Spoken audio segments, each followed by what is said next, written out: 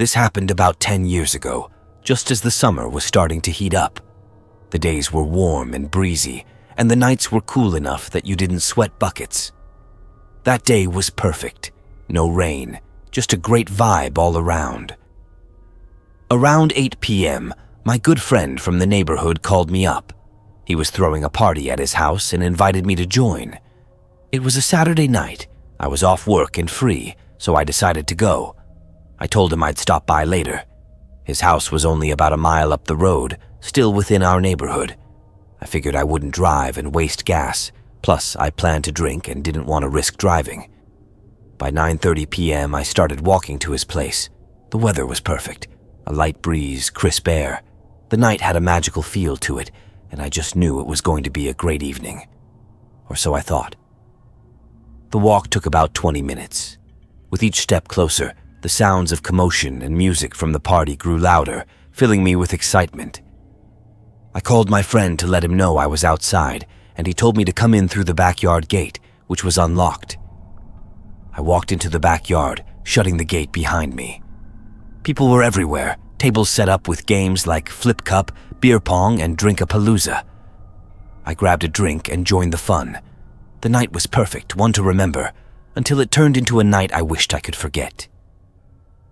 Around 2 a.m., I decided to head home. I made my way around the party, said my goodbyes, and started my journey back. Though it was dark before, it was now pitch black.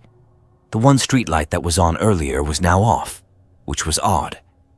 I'd lived in that neighborhood for over 10 years, and that light was almost always on. The streets were empty, no cars, no people. I brushed it off, thinking it was normal for that time of night. As I walked, I couldn't shake the feeling that someone was watching me. I looked around, but saw no one at first. Then, across the street, I saw someone in a white scream mask. The white mask stood out in the darkness. The person was tall, at least 6'4", and dressed all in black. As I walked past, we locked eyes. He stared at me the whole time, his head following my movements. It started to freak me out.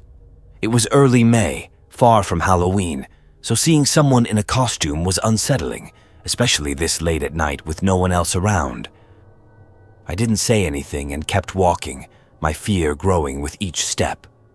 I glanced over my shoulder, but the masked person was gone.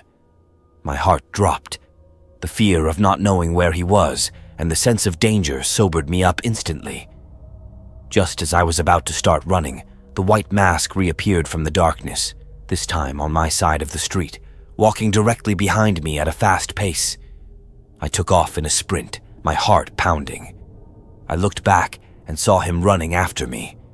I reached home, fumbling with my keys, and managed to get inside, locking the door behind me. The house was silent, my grandma fast asleep. I didn't want to wake her and cause her a heart attack. I went to the big window in the front to see if the masked person was there. The silence was broken by a tapping noise on the back door window, followed by the jingling of the doorknob. I moved quietly through the house, grabbing a kitchen knife for protection. When I turned the corner, I saw the scream mask peering through the small window of the back door, the person tapping with a large hunting knife. Our eyes met, and he started banging on the door, trying to get in. He broke the window and reached in, trying to unlock the door, but the lock was too far down. I called the police, ready to defend myself. Just then, he pulled his arm out and fled. The cops arrived quickly, took my statement, but no arrest was ever made. That experience traumatized me for a long time. But after everything I've been through since, I've learned to handle threats first and ask questions later.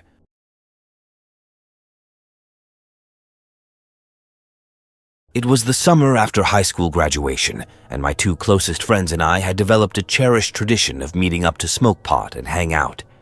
Every evening, I would pick them up around 8 or 9 p.m. in my car, and we'd head to a secluded parking lot of a recently shut-down hotel that overlooked a vast river and a dense forest. The night was particularly dreary. It had been raining and storming all day, and the weather had only just started to calm down, leaving the air thick with humidity and the ground slick with rainwater. I picked up my friends who lived nearby, and we made our way to our usual spot. By the time we got the blunt in rotation, it was around 9:30 p.m. We were having a fantastic time, smoking, listening to music, and chatting about random topics. Then, to our surprise, we noticed a police officer driving around the parking lot with a spotlight. This was incredibly odd because we had smoked in this specific lot many times before and had never seen any cops there. The presence of a police officer immediately made us paranoid. We quickly put out the blunt and waited in tense silence for the cop to leave. The cop must have seen us since we were the only other car in the lot, but he never approached us. After about 20 agonizing minutes of circling the lot and searching for something or someone with the spotlight, the officer eventually left. We resumed our smoke session, feeling a bit uneasy but relieved that he was gone. Then, out of nowhere, a man appeared in front of my car, staring intently into the windshield at us. He looked enraged and deranged, his t-shirt ripped and stained with dark patches. A cold shiver ran down my spine as I struggled to comprehend why he was staring at us. His eerie vibe was deeply unsettling. After several long, tense seconds of silent, creepy staring, he walked away into the woods, disappearing from view. I was ready to leave, but one of my friends was convinced that we were just high and paranoid, overthinking what had just happened.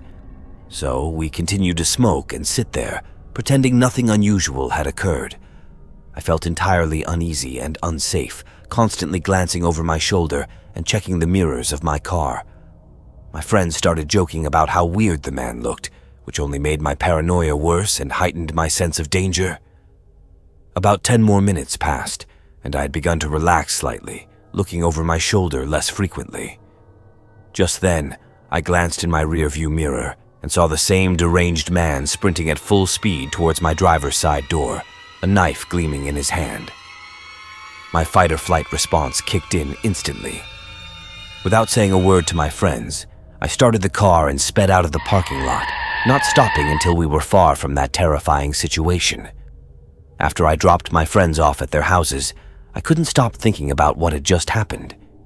The eerie realization struck me.